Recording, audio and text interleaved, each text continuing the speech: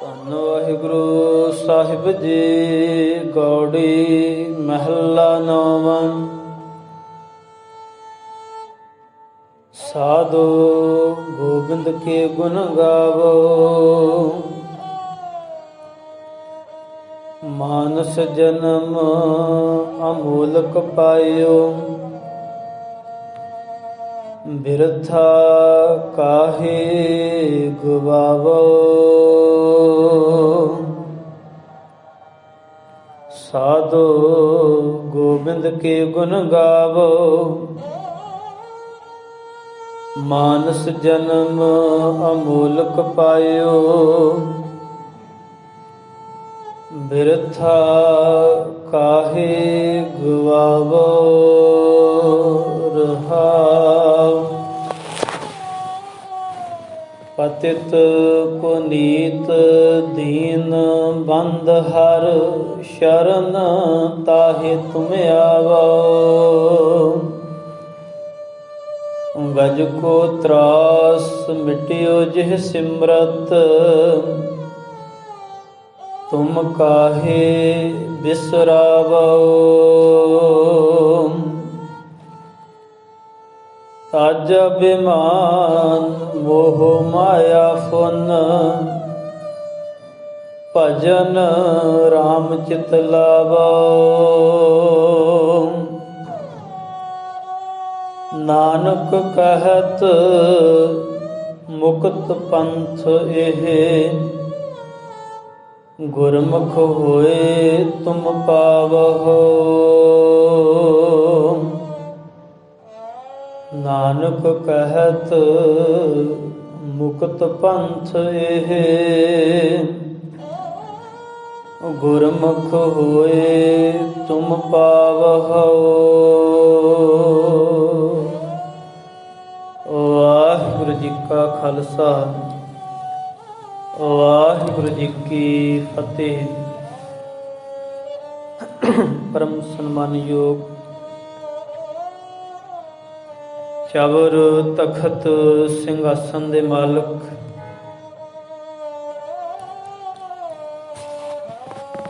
ਸਤਿਗੁਰੂ ਧੰਨ ਧੰਨ ਸਾਹਿਬ ਸ੍ਰੀ ਗੁਰੂ ਗ੍ਰੰਥ ਸਾਹਿਬ ਜੀ ਮਹਾਰਾਜ,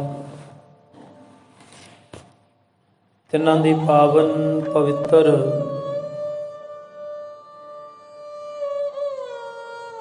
ਹਜ਼ੂਰੀ ਅੰਦਰ ਹਾਜ਼ਰੀਨ ਸਤਸੰਗੀ ਜਨੋਂ, ਸਤਿਗੁਰਾਂ ਜੀ ਦੀ ਅਪਾਰ ਬਖਸ਼ਿਸ਼ ਕਿਰਪਾ ਹੋਈ ਹੈ। ਸਾਹਿਬ ਜੀਆਂ ਨੇ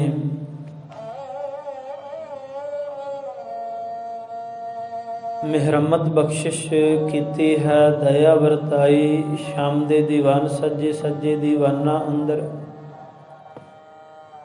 ਸੋਦਾ ਰਹਿਰਾਸ ਸਾਹਿਬ ਜੀ ਕੇ ਜਾਪ, ਅੰਮ੍ਰਿਤ ਬਾਣੀ का कीर्तन और लड़ीवार जो सतगुरु धन गुरु गुरु तेग बहादुर महाराज तिन्नां दे पावन मुखार बिंद तो उचारण 59 शब्द उन्हां दी लड़ीवार कथा विचार चलदी है। आओ विचार दे नाल जुड़न तो पहला सतगुरां जी दे पास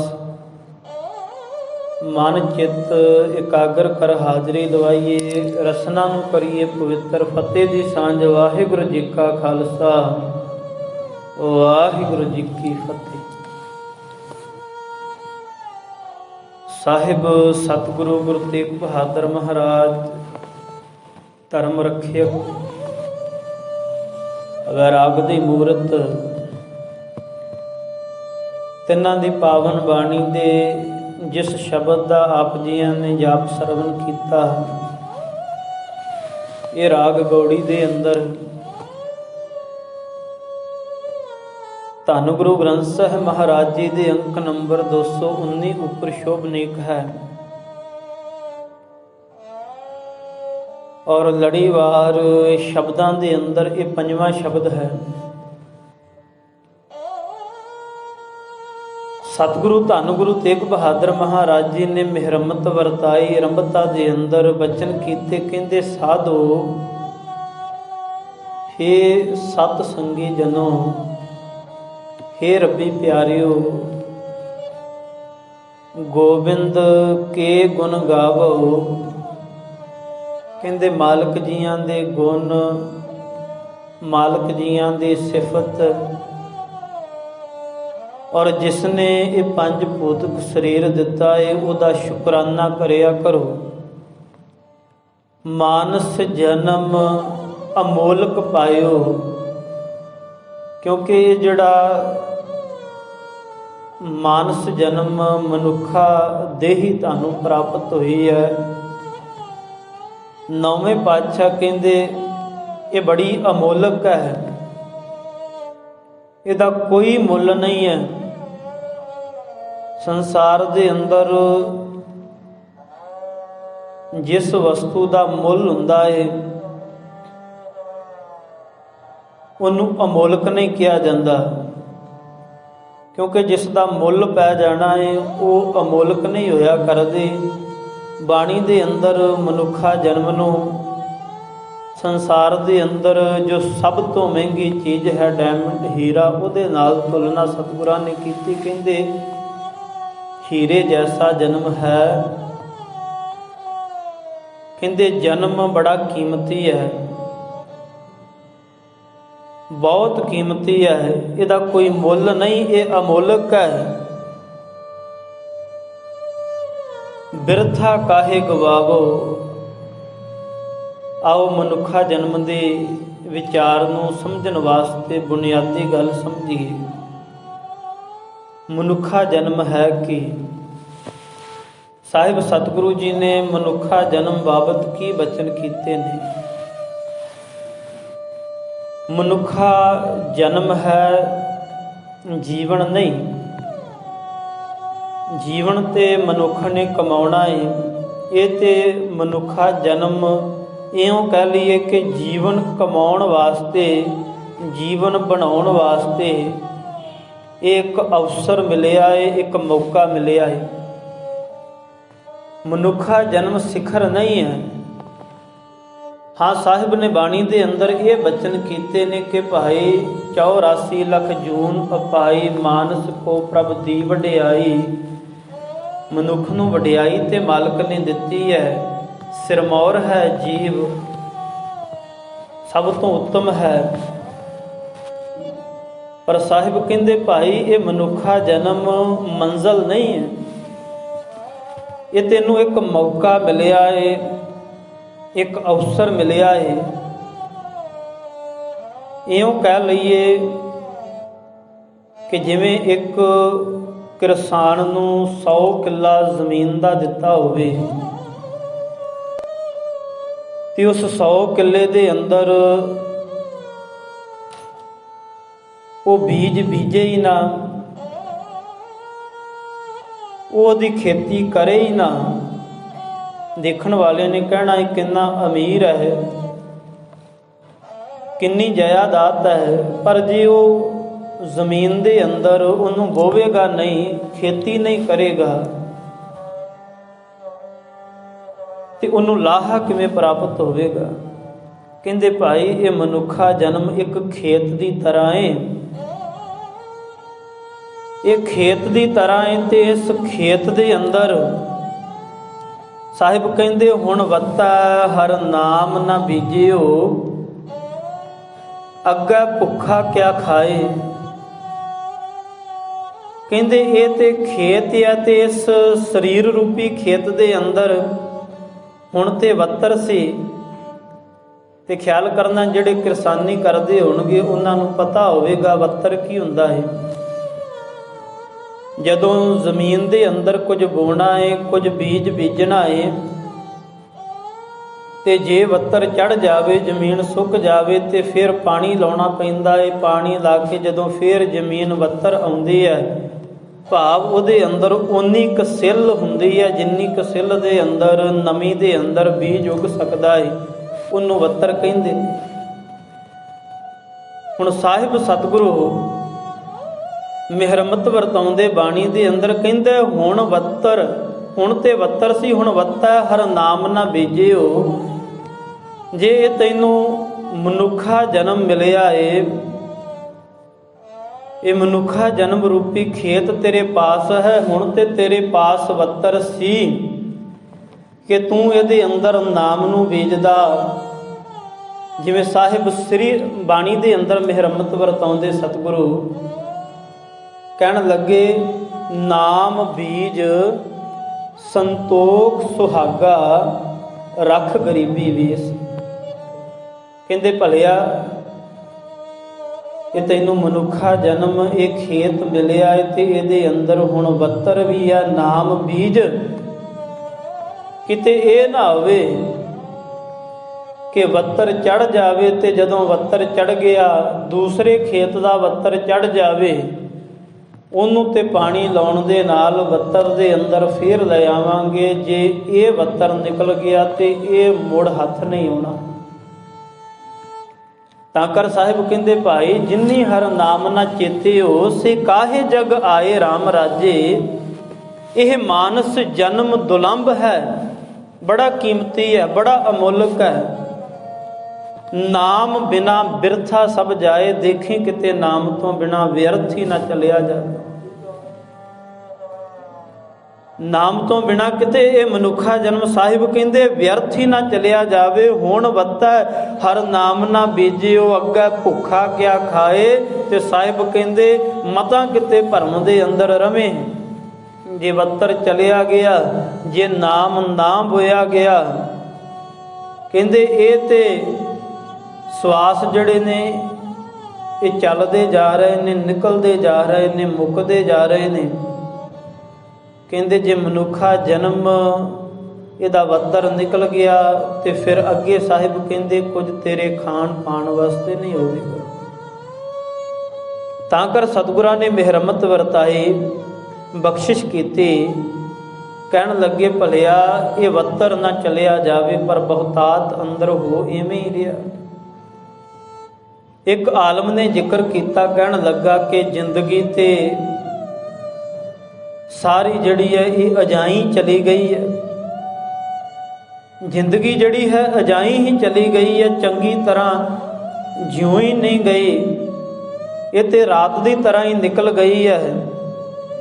ਉਹਨੇ ਬੜੇ ਸ਼ੇਰ ਦੇ ਅੰਦਰ ਆਪਣੀ ਦਿਲ ਦੀ ਵੇਦਨਾ ਨੂੰ ਬਿਆਨ ਕੀਤਾ। ਕਹਿੰਦੇ ਨਾ ਦੇਖਣੇ ਕੀ ਤਰ੍ਹਾਂ ਹਮਨੇ ਜ਼ਿੰਦਗੀ ਦੇਖੀ।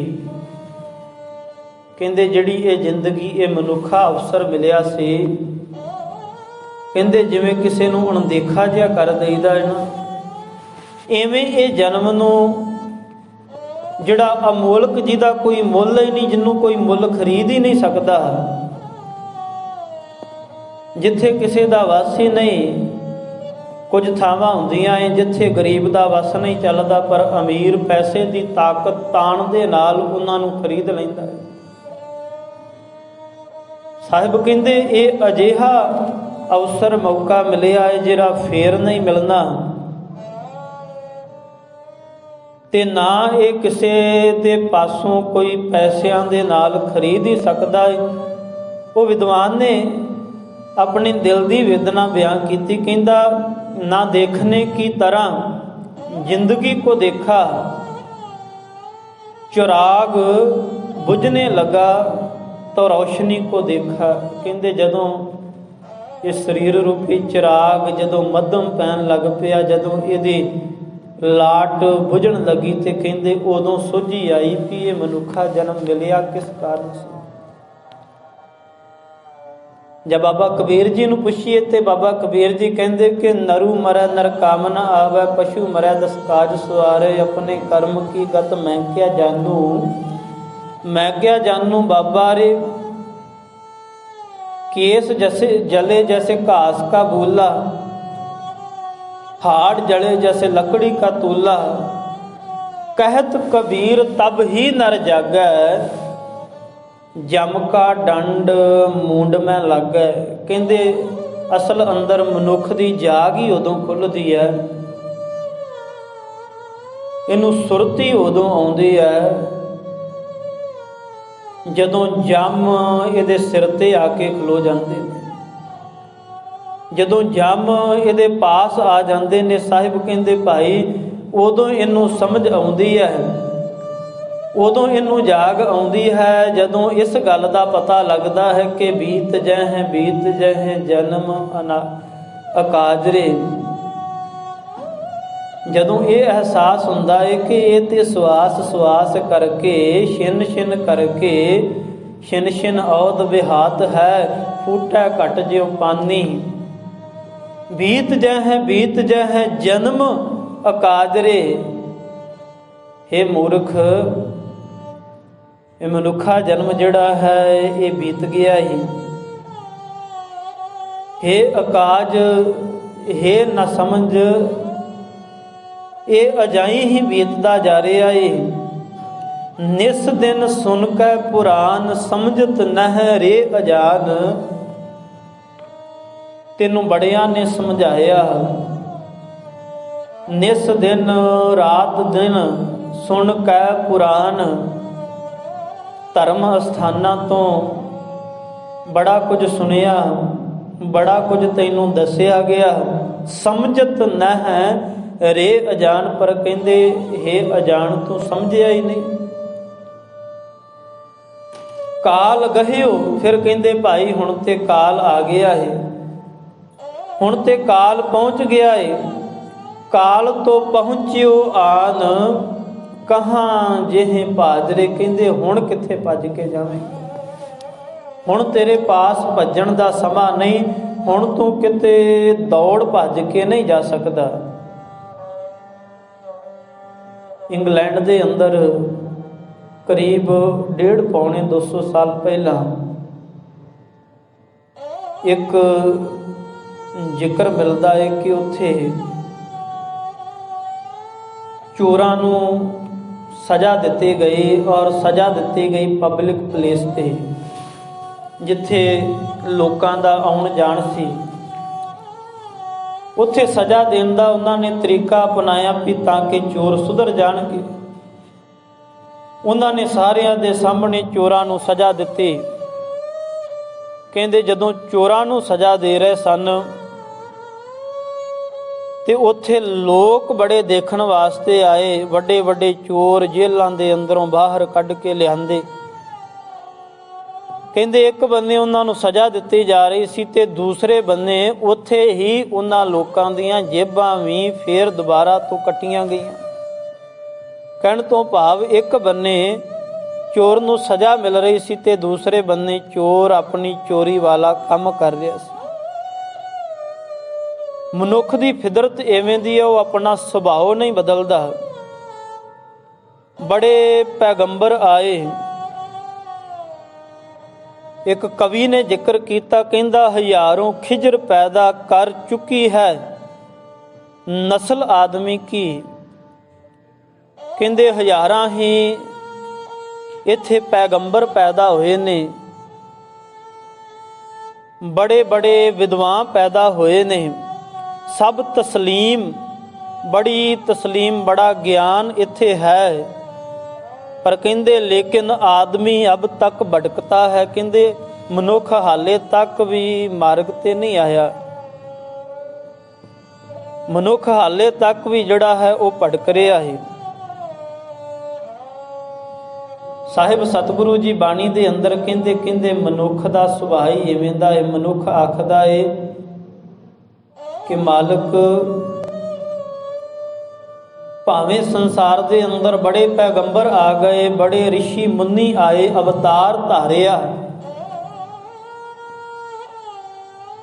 ਪਰ ਮਾਲਕ ਸਾਡੇ ਵਰਗਾ ਕੋਈ ਢੀਠ ਨਹੀਂ ਹੋਵੇਗਾ।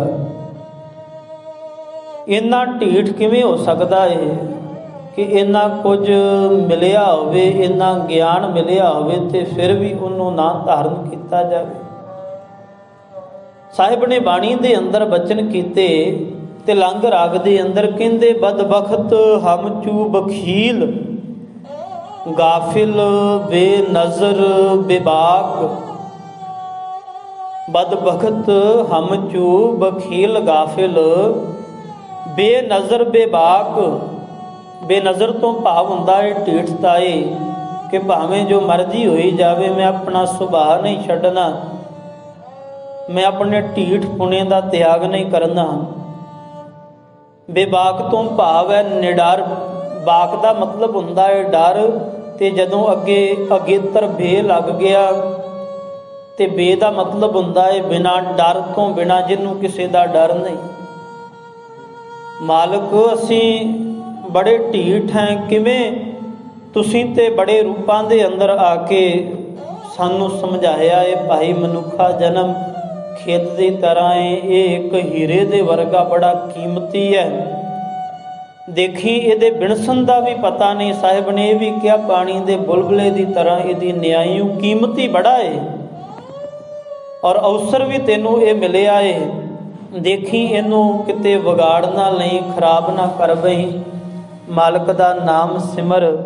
ਪਰ ਸਾਹਿਬ ਕਹਿੰਦੇ ਮਨੁੱਖ ਦੀ ਜਿਹੜੀ ਢੀਠਤਾਈ ਹੈ ਇਹ ਮੁੱਕਣ ਵਾਲੀ ਨਹੀਂ ਹੈ, ਇਹ ਸਿੱਧੇ ਮਾਰਗ 'ਤੇ ਆਉਂਦਾ ਹੀ ਨਹੀਂ। ਬੜੇ ਵਿਦਵਾਨ ਆਏ ਜਿਨ੍ਹਾਂ ਨੇ ਗਿਆਨ ਦਿੱਤਾ, ਸਮਝਾਇਆ ਭਾਈ ਇਹ ਮਨੁੱਖਾ ਜਨਮ ਤੈਨੂੰ ਇੱਕ ਅਵਸਰ ਮਿਲਿਆ ਏ। ਦੇਖੀ ਕਿਤੇ ਇਹਨੂੰ ਇਹ ਜਿਹੜਾ ਅਵਸਰ ਮਿਲਿਆ ਏ ਅਜਾਈ ਨਾ ਚਲਿਆ ਜਾਵੇ। ਮਨ ਰੇ ਰਹੋ ਘਰੇ ਮਤ ਕਤ ਜਾਹੀ। ਹੇ ਮਨਾ ਕਿਉਂ ਦੌੜਿਆ ਫਿਰਦਾ ਏ, ਕਿਉਂ ਭੱਜਾ ਫਿਰਦਾ ਏ। ਇਹ ਜਿਹੜੇ ਮਿਲੇ ਨੇ ਸਵਾਸ ਕੀਮਤੀ, ਇਹਨਾਂ ਨੂੰ ਸਫਲਾ ਕਰ। ਜਾਂ ਸਾਹਿਬ ਬਾਣੀ ਦੇ ਅੰਦਰ ਬਚਨ ਕਰਦੇ ਕਹਿੰਦੇ ਭਾਈ ਰੇ ਮਨ ਮੂੜ ਸਿਮਰ ਸੁਖ ਦਾਤਾ, ਨਾਨਕ ਦਾਸ ਤੁਝੇ ਸਮਝਾਵਤ। ਇਹ ਮੂੜ ਸੁੱਖਾਂ ਦੇ ਦਾਤੇ ਨੂੰ ਸਿਮਰ। ਸਾਹਿਬ ਕਹਿੰਦੇ ਬੜੇ ਪੈਗੰਬਰ ਆਏ, ਦਸਾਂ ਰੂਪਾਂ ਦੇ ਅੰਦਰ ਗੁਰੂ ਸਾਹਿਬਾਨਾਂ ਨੇ ਆ ਕੇ ਸਾਨੂੰ ਸਮਝਾਇਆ। ਸੰਸਾਰ 'ਤੇ ਆਏ ਨੇ, ਸੰਸਾਰ ਤੋਂ ਚਲੇ ਗਏ, ਗੁਰੂ ਗ੍ਰੰਥ ਸਾਹਿਬ ਰੂਪ ਦੇ ਅੰਦਰ ਸਾਨੂੰ ਸਮਝਾ ਰਹੇ ਨੇ। ਪਰ ਸਾਡਾ ਸੁਭਾਅ ਇਵੇਂ ਦਾ ਬਣ ਗਿਆ ਹੈ ਕਿ ਇੱਕ ਬੰਨਿਓ ਗੁਰੂ ਕਾ ਬਚਨ ਕੰਨ ਦੇ ਅੰਦਰ ਆਉਂਦਾ ਏ, ਉਹਦਾ ਰਸ ਮਿਲਦਾ ਏ, ਔਰ ਦੂਸਰੇ ਬੰਨਿਓ ਕੁਝ ਸਮੇਂ ਬਾਅਦ ਉਹ ਫਿਰ ਬਾਹਰ ਨਿਕਲ ਜਾਂਦਾ ਹੈ। ਇੱਕ ਬੜੀ ਪਿਆਰੀ ਗਾਥਾ ਮਿਲਦੀ ਹੈ ਭਗਵਾਨ ਤੇ ਮਾਇਆ ਦੀ। ਕਹਿੰਦੇ ਮਾਇਆ ਨੇ ਕਿਹਾ ਵੀ ਇਹ ਭਗਵਾਨ ਬੜਾ ਪਿਆਰਾ ਤੇਰਾ ਸੇਵਕ ਹੈ, ਪਰ ਇਹ ਗਰੀਬ ਬੜਾ ਹੈ ਤੇ ਤੁਸੀਂ ਇਹਨੂੰ ਮਾਇਆ ਹੀ ਦੇ ਦਿਓ। ਤੇ ਭਗਵਾਨ ਨੇ ਕਿਹਾ ਮੈਂ ਤੇ ਬੜਾ ਯਤਨ ਕੀਤਾ ਹੈ, ਪਰ ਇਹ ਲੈਂਦਾ ਹੀ ਨਹੀਂ ਹੈ। ਬੜਾ ਯਤਨ ਕੀਤਾ ਹੈ।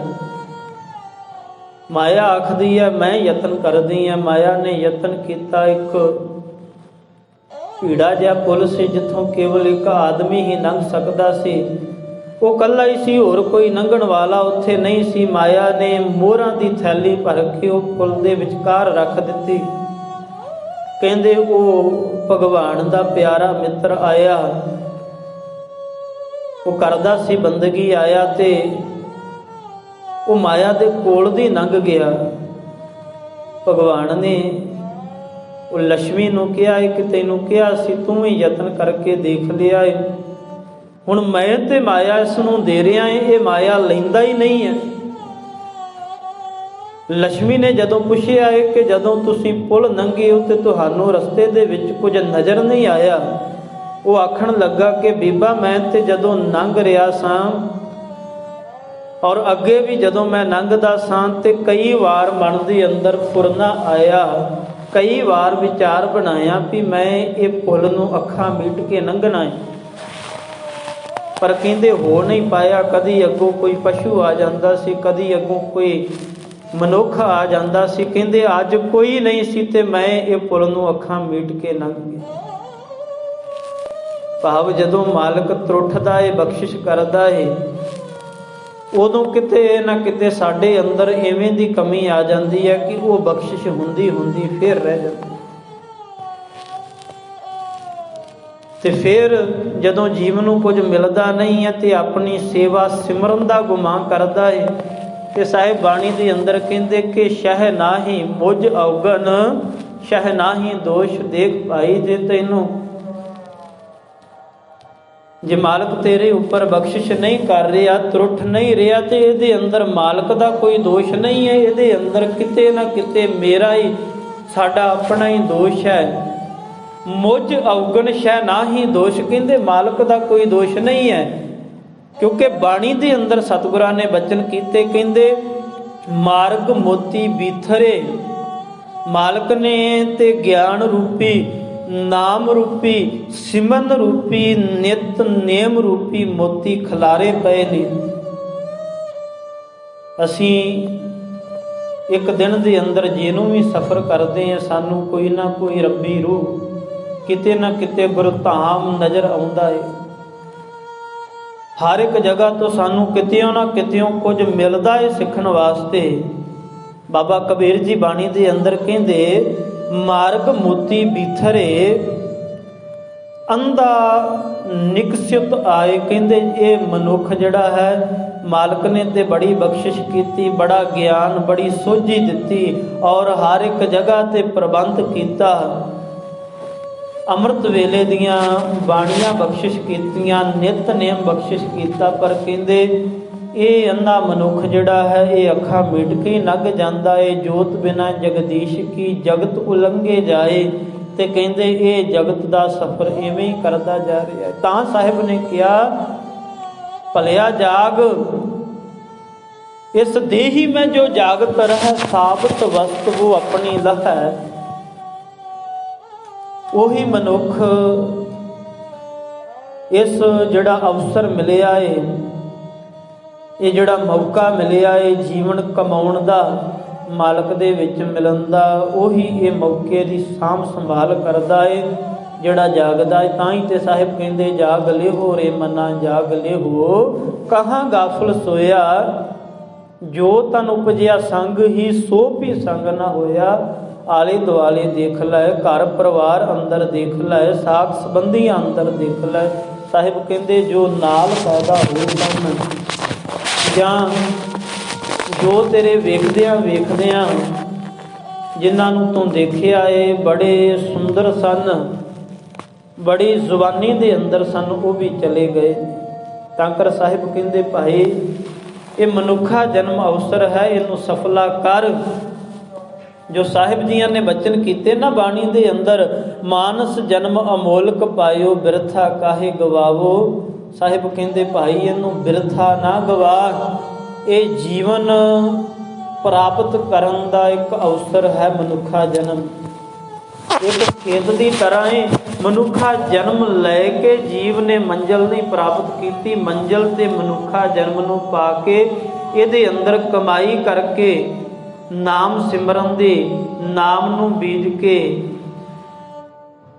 ਤਾਂ ਅਖੀਰ ਕਿਤੇ ਜੀਵਨ ਦੀ ਪ੍ਰਾਪਤੀ ਹੋਵੇਗੀ। ਜੀਵਨ ਦਾ ਮਨੋਰਥ ਜੋ ਹੈ ਉਹ ਪੂਰਾ ਹੋਵੇਗਾ।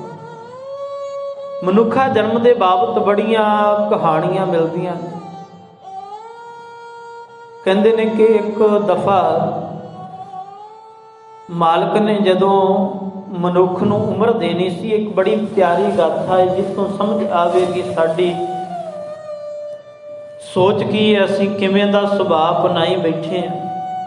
ਮਨੁੱਖਾ ਜਨਮ ਕੀ ਹੈ?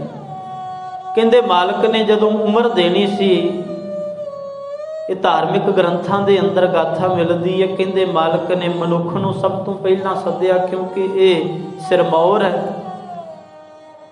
ਕਹਿੰਦੇ ਇਹਨੂੰ ਕਿਹਾ ਹੈ ਕਿ ਤੈਨੂੰ 40 ਸਾਲ ਉਮਰ ਦਿੱਤੀ, ਤੇ ਇਹਨੇ ਉਸੇ ਵੇਲੇ ਕਿਹਾ ਕਿ ਇੰਨੀ ਥੋੜੀ, ਕਿਉਂਕਿ ਮਨੁੱਖ ਰੱਜਦਾ ਨਹੀਂ ਹੈ। ਇਹਦੀ ਮੁੱਢ ਕਦੀਮਾਂ ਤੋਂ ਹੀ ਇਹਦਾ ਐਵੇਂ ਦਾ ਸੁਭਾਅ ਹੈ, ਕੁਝ ਵੀ ਮਿਲਦਾ ਹੈ ਕਹਿੰਦੇ ਥੋੜਾ ਹੈ। ਮਾਲਕ ਨੇ ਕਿਹਾ ਕੋਈ ਗੱਲ ਨਹੀਂ, ਸਬਰ ਕਰ, ਬਾਕੀਆਂ ਨੂੰ ਦਿੰਦੇ ਆ ਤੇ ਕਿਤੇ ਨਾ ਕਿਤੇ ਜੇ ਵਾਧ ਘੱਟ ਹੋਈ ਤੈਨੂੰ ਹੋਰ ਮਿਲ ਜਾਵੇ। ਬੜਾ ਔਖਾ ਇਹਨੇ ਸਬਰ ਕੀਤਾ। ਕਹਿੰਦੇ ਉਸ ਤੋਂ ਬਾਅਦ ਦੇ ਵਿੱਚ ਗਧੇ ਦੀ ਵਾਰੀ ਆਈ ਹੈ। ਉਹਨੂੰ ਕਿਹਾ ਇਹ ਤੈਨੂੰ ਵੀ 40 ਸਾਲ ਉਮਰ ਦਿੱਤੀ। ਉਹਨੇ ਕਿਹਾ ਮੈਂ 40 ਸਾਲ ਉਮਰ ਲੈ ਕੇ ਕਰਨਾ ਕੀ ਹੈ? ਮਨੁੱਖ ਨੇ ਜਦੋਂ ਮਿਲੀ ਹੈ ਉਮਰ, ਇਹ ਨਹੀਂ ਪੁੱਛਿਆ ਵੀ ਇਹ 40 ਸਾਲ ਦੇ ਅੰਦਰ ਮੈਂ ਕੀ ਕਰਨਾ ਹੈ, ਕੀ ਕਮਾਈ ਕਰਨੀ ਹੈ। ਪਰ ਕਹਿੰਦੇ ਜਿਹਨੂੰ ਅਸੀਂ ਗਧਾ ਕਹਿੰਦੇ, ਉਹਨੇ ਇਹ ਪੁੱਛਿਆ ਵੀ ਮੈਂ 40 ਸਾਲ ਉਮਰ ਦਾ ਕੀ ਕਰਨਾ ਹੈ। ਤੇ ਮਾਲਕ ਨੇ ਕਿਹਾ ਇਹ ਉਮਰ ਤੈਨੂੰ ਤਾਂ ਮਿਲਣ ਲੱਗੀ ਹੈ, ਤੂੰ ਮਨੁੱਖ ਦਾ ਭਾਰ ਢੋਣਾ ਹੈ। ਉਹ ਕਹਿਣ ਲੱਗਾ, ਕਹਿੰਦਾ ਫਿਰ ਮੈਂ 40 ਸਾਲ ਉਮਰ ਕੀ ਕਰਨੀ, ਮੈਨੂੰ 20 ਸਾਲ ਹੀ ਬਹੁਤ ਹੈ। ਕਹਿੰਦੇ ਮੈਂ 20 ਸਾਲ ਹੀ ਭਾਰ ਢੋ ਲਾਂਗਾ, 40 ਕਿਉਂ ਢੋਵਾਂ। ਉਹ 20 ਸਾਲ ਜਿਹੜੀ ਉਮਰ ਸੀ ਮਨੁੱਖ ਨੇ ਬੜੀ ਜਲਦੀ ਦੇ ਨਾਲ ਮੰਗ ਲਈ, ਮਾਲਕ ਨੇ ਦੇਤੀ। ਉਸ ਤੋਂ ਬਾਅਦ ਕਹਿੰਦੇ ਅੱਗੇ ਵਾਰੀ ਆ ਗਈ ਕੁੱਕਰ ਦੀ। ਕਹਿੰਦੇ ਜਦੋਂ ਕੁੱਤੇ ਦੀ ਵਾਰੀ ਆਈ ਉਹਨੂੰ ਵੀ 40 ਸਾਲ ਉਮਰ ਦਿੱਤੀ। ਉਹਨੇ ਵੀ ਕਿਹਾ ਮੈਂ ਇੰਨੀ ਉਮਰ ਲੈ ਕੇ ਕੀ ਕਰਨਾ ਹੈ, ਮੇਰਾ ਕਰਮ ਕੀ ਹੈ? ਤੇ ਕਹਿੰਦੇ ਤੂੰ ਭੌਂਕਣਾ ਹੈ, ਤੂੰ ਹੋਰ ਕੀ ਕਰਨਾ ਹੈ? ਤੂੰ ਭੌਂਕਣਾ ਹੈ, ਦਰ ਦਰ ਤੇ ਜਾ ਕੇ ਸੁਚੇਤ ਕਰਨਾ ਹੈ। ਤੇ ਉਹ ਕਹਿੰਦਾ ਜੇ ਮੈਂ ਭੌਂਕਣਾ ਹੀ ਹੈ ਤੇ ਮੈਂ 40 ਸਾਲ ਕਿਉਂ ਭੌਂਕਾਂ? ਕਹਿੰਦਾ 20 ਸਾਲ ਮੇਰੀ ਉਮਰ ਬਹੁਤ। ਕਹਿੰਦੇ ਇਹ ਵੀ 20 ਸਾਲ ਮਨੁੱਖ ਨੇ ਲੈ ਲਏ। ਕਹਿੰਦੇ ਮਨੁੱਖ ਦੀ ਉਮਰ ਗਧੇ ਦੀ ਪਾ ਕੇ 40 ਤੋਂ 60 ਤੇ ਕੁੱਤੇ ਵਾਲੀ ਕੁੱਕਰ ਵਾਲੀ ਉਮਰ ਪਾ ਕੇ ਕਹਿੰਦੇ 60 ਤੋਂ 80 ਹੋਈ। ਕਹਿੰਦੇ ਫਿਰ ਵਾਰੀ ਆਈ ਉੱਲੂ ਦੀ। ਜਦੋਂ ਇਹਨੂੰ ਬੁਲਾਇਆ ਤੇ ਇਹਨੂੰ 40 ਸਾਲ ਉਮਰ ਦਿੱਤੀ। ਕਹਿੰਦੇ ਕੀ ਕਰਨਾ ਹੈ, ਮੇਰਾ ਕੀ ਕਰਮ ਹੈ? ਤੇ ਮਾਲਕ ਕਹਿੰਦਾ ਤੂੰ ਤੇ ਲੋਕਾਂ ਦੇ ਬਣਦੇ ਕਰਮ, ਲੋਕਾਂ ਦੇ ਬਣਦੇ ਹੋਏ ਕੰਮ ਨੂੰ ਤੂੰ ਢਾ ਦੇਣਾ ਹੈ। ਤੂੰ ਕੰਮ ਕੀ ਕਰਨਾ ਹੈ? ਕਹਿੰਦੇ ਦਿਨੇ ਤੂੰ ਖੋਲਿਆਂ ਦੇ ਅੰਦਰ ਰਹਿਣਾ ਹੈ ਤੇ ਰਾਤ ਨੂੰ ਜਾਗਣਾ ਹੈ। ਉਹ ਕਹਿੰਦਾ ਜੇ ਮੈਂ ਰਾਤ ਹੀ ਜਾਗਣਾ ਹੈ, ਜਦੋਂ ਕੋਈ ਨਹੀਂ ਜਾਗਦਾ ਤੇ ਮੈਂ ਇਕੱਲੇ ਨੇ ਇੰਨੀ ਉਮਰ ਲੈ ਕੇ ਕੀ ਕਰਨੀ? ਕਹਿੰਦੇ ਮੈਨੂੰ ਵੀ 20 ਸਾਲ। ਕਹਿੰਦੇ ਉਹਦੀ ਵੀ 20 ਸਾਲ ਉਮਰ ਮਨੁੱਖ ਨੇ ਲੈ ਲਈ। ਕਹਿੰਦੇ ਹੁਣ ਇਹਦਾ ਜੀਵਨ ਕਿਵੇਂ ਦਾ ਏ? 40 ਸਾਲ ਤੇ ਇਹ ਹੱਸ ਖੇਡ ਕੇ ਕੱਟ ਲੈਂਦਾ ਹੈ। 12 ਬਰਸ ਬਾਲਪਨ ਬੀਤੇ 20 ਬਰਸ ਕਸ਼ਤਪ ਨਾ ਕੀਓ। ਜਵਾਨੀ ਦੀ ਉਮਰ ਵੀ ਜਿਹੜਾ ਹੈ ਜਵਾਨੀ ਦੇ ਗੁਮਾਨ ਦੇ ਅੰਦਰ ਹੀ ਨਿਗਾਹ ਲੈਂਦਾ ਹੈ। ਕਹਿੰਦੇ ਜਦੋਂ 35 ਤੋਂ 40 ਤੇ 40 ਤੋਂ ਟੱਪਣ ਲੱਗਦਾ ਹੈ, ਕਹਿੰਦੇ ਫਿਰ ਇਹਦੇ ਅੰਦਰ ਬਿਰਤੀ ਆ ਜਾਂਦੀ ਹੈ ਗਧੇ ਵਾਲੀ। ਫਿਰ ਕਹਿੰਦੇ ਇਹ ਭਾਰ ਢੋਂਦਾ ਹੈ। ਜਿੱਥੋਂ ਵੀ ਕੁਝ ਮਿਲ ਜਾਂਦਾ ਹੈ ਕਹਿੰਦਾ ਮੈਂ ਘਰੇ ਲੈ ਆਵਾਂ। ਜੋ ਕੁਝ ਵੀ ਮਿਲਦਾ ਹੈ ਬਸ ਘਰ ਭਰਨ ਨੂੰ ਲੱਗ ਪੈਂਦਾ ਹੈ। ਕਹਿੰਦੇ ਜਦੋਂ ਘਰ ਭਰਦਾ ਰਹਿੰਦਾ ਏ ਗਧੇ ਵਾਂਗੂ ਭਾਰ ਚੁੱਕ ਚੁੱਕ ਕਮਾਈ ਕਰਦਾ ਏ ਤੇ ਕਹਿੰਦੇ ਜਦੋਂ 60 ਤੇ ਪਹੁੰਚਦਾ ਏ ਤੇ ਕਹਿੰਦੇ ਉਦੋਂ ਫਿਰ ਜਦੋਂ ਬੱਚੇ ਜਵਾਨ ਹੋ ਜਾਂਦੇ ਨੇ ਉਦੋਂ ਫਿਰ ਘਰ ਦੀਆਂ ਕਿਉਂਕਿ ਮਿਹਨਤ ਕਰਕੇ ਸਾਰਾ ਕੁਝ ਬਣਾਇਆ ਹੁੰਦਾ ਹੈ ਤੇ ਜਦੋਂ ਫਿਰ ਬੱਚੇ ਕੋਈ ਸੋਫੇ ਨੂੰ ਖਰਾਬ ਕਰ ਦਿੰਦਾ ਏ, ਕੋਈ ਕਾਰ ਨੂੰ ਖਰਾਬ ਕਰ ਦਿੰਦਾ ਏ, ਕੋਈ ਕੁਝ ਨੁਕਸਾਨ ਕਰਦਾ ਏ ਤੇ ਕਹਿੰਦੇ ਫਿਰ ਕੁੱਕਰ ਦੀ ਤਰ੍ਹਾਂ ਉੱਚੀ ਉੱਚੀ ਰੌਲਾ ਪਾਉਂਦਾ ਏ। ਕਹਿੰਦੇ ਉਹ ਵਾਲੀ ਉਮਰ ਜਿਹੜੀ ਹੈ 60 ਤੋਂ ਉੱਪਰ ਕਹਿੰਦੇ ਬਾਅਦ ਦੇ ਵਿੱਚ ਫਿਰ ਸਰੀਰ ਕੰਮ ਕਰਨੋਂ ਵੀ ਹਟ ਜਾਂਦਾ ਏ ਤੇ ਫਿਰ ਉੱਚੀ ਉੱਚੀ ਲੜਦਾ ਏ, ਰੌਲਾ ਪਾਉਂਦਾ ਏ। ਕਹਿੰਦੇ ਜਦੋਂ 80 ਤੱਕ ਪਹੁੰਚਦਾ ਏ ਜਾਂ ਉਹ 60 ਤੋਂ 80 ਵਾਲੀ ਉਮਰ ਹੈ ਤੇ ਉਹਦੇ ਵਿੱਚ ਫਿਰ ਬੱਚੇ ਵੀ ਕਹਿਣ ਲੱਗ ਪੈਂਦੇ ਨੇ ਕਹਿੰਦੇ ਇਹਦਾ ਤੇ ਕੰਮ ਹੀ ਰੌਲਾ ਪਾਉਣਾ, ਕਿਉਂਕਿ ਹੁਣ ਸਰੀਰ ਕੁਝ ਕਰਨ ਜੋਗਾ ਹੈ ਨਹੀਂ ਔਰ ਜੋ ਕੁਝ ਕਮਾਇਆ ਸੀ ਬਣਾਇਆ ਸੀ ਜਦੋਂ ਉਹ ਸਾਹਮਣੇ ਵਿਗੜਦਾ ਨਜ਼ਰ ਆਉਂਦਾ ਹੈ, ਰੌਲਾ ਪਾਉਂਦਾ ਹੈ, ਆ ਖਰਾਬ ਕਰ ਦਿੱਤਾ ਹੈ। ਤੇ ਹੁਣ ਬੱਚੇ ਜਵਾਨ ਹੈ, ਘਰ ਅੰਦਰ ਨੌਵਾਂ ਆ ਗਈਆਂ ਨੇ ਤੇ ਕਹਿੰਦੇ ਹੁਣ ਫਿਰ ਬਜ਼ੁਰਗ ਨੂੰ ਕੀ ਕਿਹਾ ਜਾਂਦਾ? ਕਹਿੰਦੇ ਇਹ ਤੇ ਕੁੱਕਰ ਦੀ ਤਰ੍ਹਾਂ ਕੂਕਦਾ ਹੀ ਰਹਿੰਦਾ ਹੈ। ਕਹਿੰਦੇ ਜਦੋਂ ਫਿਰ ਅੱਜ ਕੱਲ੍ਹ ਤੇ ਨਹੀਂ ਪਰ ਕਹਿੰਦੇ ਵੀ ਫਿਰ ਵੀ ਕੁਝ ਜਿਹੜੇ 80 ਤੋਂ ਟੱਪਦੇ ਨੇ ਕਹਿੰਦੇ ਫਿਰ ਉਹ ਬੋਲਣ ਜੋਗੇ ਨਹੀਂ ਰਹਿੰਦੇ। ਕਹਿੰਦੇ ਫਿਰ ਉਹ ਉੱਲੂ ਵਾਂਗੂ ਜੇ ਕੋਈ ਨੁਕਸਾਨ ਹੋ ਗਿਆ ਹੈ ਕੁਝ ਵੀ ਹੁੰਦਾ ਕਹਿੰਦੇ ਸਿਰ ਹੀ ਹਿਲਾਉਂਦੇ ਨੇ। ਕਹਿੰਦੇ ਮਨੁੱਖ ਦੀ ਅਵਸਥਾ ਇਵੇਂ ਦੀ ਹੈ, ਬਾਲ ਜਵਾਨੀ ਅਰ ਬਿਰਧ ਫੁਨ ਤੀਨ ਅਵਸਥਾ ਜਾਨ। ਕਹਿੰਦੇ ਇਹ ਅਵਸਥਾਵਾਂ ਤੇ 3 ਨੇ। ਬਾਲਪਨ ਜਿਹੜਾ ਹੈ ਉਹ ਖੇਡਾਂ ਦੇ ਅੰਦਰ ਹੀ ਗਵਾ ਲੈਂਦਾ ਹੈ। ਜਵਾਨੀ ਜਿਹੜੀ ਹੈ ਉਹ ਜੋਸ਼ ਦੇ ਅੰਦਰ, ਗੁਮਾਨ ਦੇ ਅੰਦਰ, ਹੰਕਾਰ ਦੇ ਅੰਦਰ ਨਿਕਲ ਜਾਂਦੀ ਹੈ।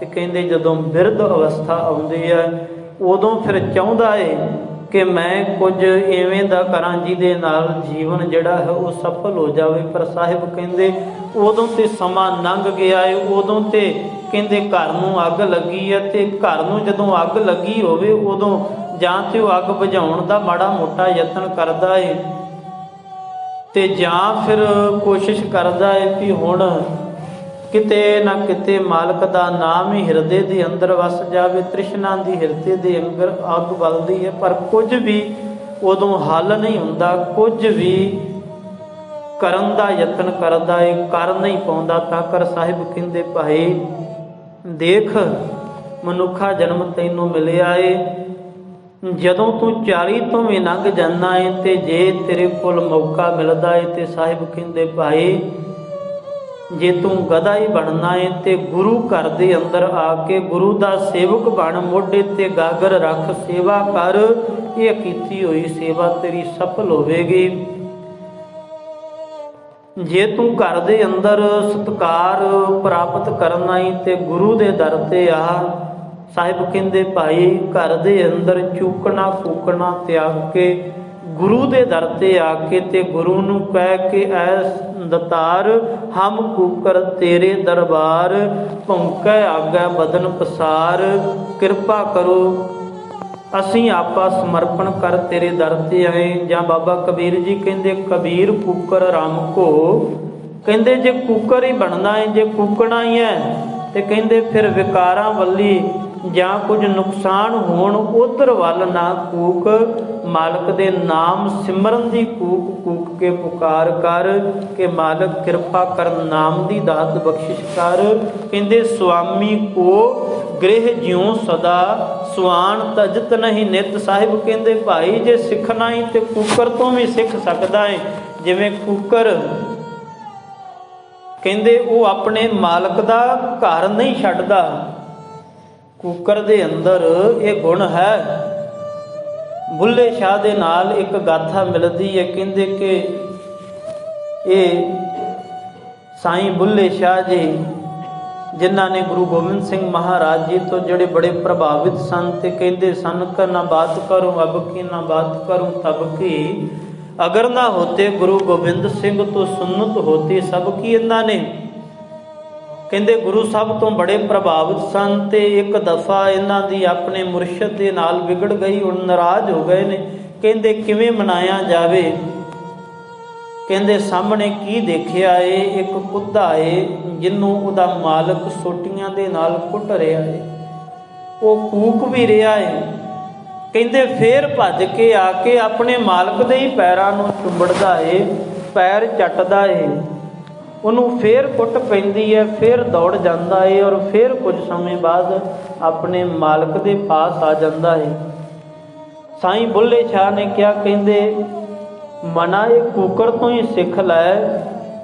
ਕਹਿੰਦੇ ਕੂਕਰ ਤੋਂ ਸਿੱਖਿਆ ਲਈ ਤੇ ਕੂਕਰ ਤੋਂ ਸਿੱਖਿਆ ਲੈ ਕੇ ਕਹਿੰਦੇ ਸਾਈਂ ਬੁੱਲੇ ਸ਼ਾਹ ਆਪਣੇ ਪੀਰ ਦੇ ਪਾਸ ਗਿਆ। ਉੱਥੇ ਜਦੋਂ ਨੱਚਿਆ ਏ ਤੇ ਨੱਚ ਕੇ ਇਹਨੇ ਪੀਰ ਨੂੰ ਖੁਸ਼ ਕੀਤਾ ਤੇ ਕਹਿੰਦੇ ਜਦੋਂ ਪੀਰ ਨੂੰ ਪਤਾ ਲੱਗਾ ਤੇ ਕਹਿੰਦੇ ਉਦੋਂ ਆਖਣ ਲੱਗਾ ਕਿ ਮਾਲਕ ਦਾ ਦਰ ਮੂਲ ਨਾ ਛੱਡੀਏ, ਭਾਵੇਂ ਮਾਰਨ 100 ਜੁੱਤੇ, ਉੱਠ ਬੁੱਲਿਆ ਚੱਲ ਪੀਰ ਮਨਾ ਲੈ, ਨਹੀਂ ਤੇ ਬਾਜੀ ਲੈ ਗਏ ਕੁੱਤੇ। ਕਹਿੰਦੇ ਕੁੱਤੇ ਨੇ ਇੰਨਾ ਮਨ ਤੇ ਪ੍ਰਭਾਵ ਪਾਇਆ ਵੀ ਜਿਹੜਾ ਵਾਰ-ਵਾਰ ਕੁੱਟ ਪੈਣ ਤੇ ਵੀ ਮਾਲਕ ਦਾ ਦਰ ਨਹੀਂ ਛੱਡ ਰਿਹਾ। ਬੋਲਿਆ ਤੂੰ ਉਹਦੇ ਤੋਂ ਵੀ ਗਿਆ ਗੁਜ਼ਰਿਆ ਏ, ਜਾ ਮਾਲਕ ਦੇ ਦਰ ਤੇ ਜਾ, ਮੁਰਸ਼ਿਦ ਦੇ ਪਾਸ ਆਇਆ। ਮੁਰਸ਼ਿਦ ਨੇ ਕਿਹਾ ਉਹ ਤੂੰ ਬੁੱਲਾ ਏ? ਕਹਿਣ ਲੱਗਾ ਨਹੀਂ ਪੀਰ ਜੀ ਮੈਂ ਬੁੱਲਾ ਨਹੀਂ, ਮੈਂ ਭੁੱਲਾ ਏ। ਪੀਰ ਜੀ ਮੈਂ ਭੁੱਲਾ ਏ। ਤੇ ਮੁਰਸ਼ਿਦ ਕਹਿੰਦਾ ਜੇ ਤੂੰ ਭੁੱਲਾ ਏ ਤੇ ਮੈਂ ਡੁੱਲਾ ਏ, ਮੈਂ ਤੇਰੇ ਤੇ ਡੁੱਲਾ ਏ, ਜਾ ਤੈਨੂੰ ਬਖਸ਼ਿਆ। ਸਾਹਿਬ ਕਹਿੰਦੇ ਭਾਈ ਜਿੱਥੋਂ ਵੀ ਸਿੱਖਿਆ ਮਿਲਦੀ ਹੈ ਉਹਨੂੰ ਧਾਰਨ ਕਰਕੇ ਜਦੋਂ ਵੀ ਸਮਝ ਆ ਜਾਵੇ ਗੁਰੂ ਦੇ ਦਰ ਤੇ ਆ ਜਾ। ਇਹ ਮਨੁੱਖਾ ਹੀ ਜਨਮ ਅਜਿਹਾ ਹੈ ਜਿਸ ਅੰਦਰ ਤੂੰ ਜੀਵਨ ਦੇ ਮਨੋਰਥ ਦੀ ਪ੍ਰਾਪਤੀ ਕਰ ਸਕਦਾ ਹੈ। ਇਸ ਤੋਂ ਬਿਨਾਂ ਕੋਈ ਅਵਸਰ ਨਹੀਂ ਹੋਰ ਕਿਸੇ ਵੀ ਜਨਮ ਦੇ ਅੰਦਰ, ਕਿਉਂਕਿ ਅਵਸਰ ਤੇ ਸਭ ਨੂੰ ਮਿਲਦੇ ਨੇ। ਹੁਣ ਅਵਸਰ ਰਾਮ ਜੀ ਨੂੰ ਵੀ ਮਿਲਿਆ ਤੇ ਅਵਸਰ ਰਾਵਣ ਨੂੰ ਵੀ ਮਿਲਿਆ, ਅਵਸਰ ਕ੍ਰਿਸ਼ਨ ਜੀ ਨੂੰ ਵੀ ਮਿਲਿਆ ਤੇ ਅਵਸਰ ਕੰਸ ਨੂੰ ਵੀ ਮਿਲਿਆ, ਅਵਸਰ ਪ੍ਰਹਿਲਾਦ ਜੀ ਨੂੰ ਵੀ ਮਿਲਿਆ, ਭਗਤ ਪ੍ਰਹਿਲਾਦ ਨੂੰ, ਤੇ ਅਵਸਰ ਹਰਨਾਕਸ਼ ਨੂੰ ਵੀ ਮਿਲਿਆ ਸੀ, ਜਿਨ੍ਹਾਂ ਨੇ ਮਾਲਕ ਦੀ ਬੰਦਗੀ ਦੇ ਨਾਲ ਜੁੜ ਕੇ ਅਵਸਰ ਨੂੰ ਪ੍ਰਾਪਤ ਕਰ ਲਿਆ। ਇਹ ਮੌਕੇ ਨੂੰ ਅਜਾਈ ਨਹੀਂ ਜਾਣ ਦਿੱਤਾ। ਉਹਨਾਂ ਦੀ ਸੋਭਾ ਬਾਣੀ ਕਹਿੰਦੀ ਹੈ ਕਿ ਹਰ ਯੁੱਗ ਦੇ ਅੰਦਰ ਹੁੰਦੀ ਹੈ, ਉਹਨੂੰ ਕੋਈ ਵੀ ਮੇਟਣ ਹਾਰਾ ਨਹੀਂ। ਤਾਂ ਕਰ ਸਤਿਗੁਰੂ ਜੀ ਕਿਰਪਾ ਕਰਨ। ਸਾਹਿਬ ਜੀਆਂ ਨੇ ਬਚਨ ਕੀਤੇ, ਕਹਿੰਦੇ ਇਹ ਬੜਾ ਅਮੋਲਕ ਜਨਮ ਹੈ, ਦੇਖੀ ਵਿਅਰਥ ਨਾ ਗਵਾ ਲਈ। ਫਿਰ ਕੀ ਕਰਨਾ? ਕਹਿੰਦੇ ਸਾਧੂ ਗੋਬਿੰਦ ਕੇ ਗੁਣ ਗਾਓ, ਮਾਲਕ ਜੀਆਂ ਦੇ ਗੁਣ, ਉਹਦੀ ਸਿਫਤ ਤੇ ਉਹਦਾ ਸ਼ੁਕਰਾਨਾ ਜਿਨੇ ਇਹ ਮਨੁੱਖਾ ਜਨਮ ਦਿੱਤਾ ਹੈ। ਬਾਕੀ ਸ਼ਬਦ ਦੇ ਵਿਚਾਰ ਕੱਲ੍ਹ ਦੇ ਦੀਵਾਨਾਂ ਅੰਦਰ ਕਰਾਂਗੇ। ਗੁਰੂ ਕਿਰਪਾ ਕਰਨ। ਪਾਵਨ ਵਿਚਾਰ ਕਰਦਿਆਂ ਹੋਈਆਂ ਬੇਅੰਤ ਭੁੱਲਾਂ ਗੁਰੂ ਬਖਸ਼ਣ ਜੋਗ। ਫਤਿਹ ਦੀ ਸਾਂਝ। ਵਾਹਿਗੁਰੂ ਜੀ ਕਾ ਖਾਲਸਾ, ਵਾਹਿਗੁਰੂ ਜੀ ਕੀ ਫਤਿਹ।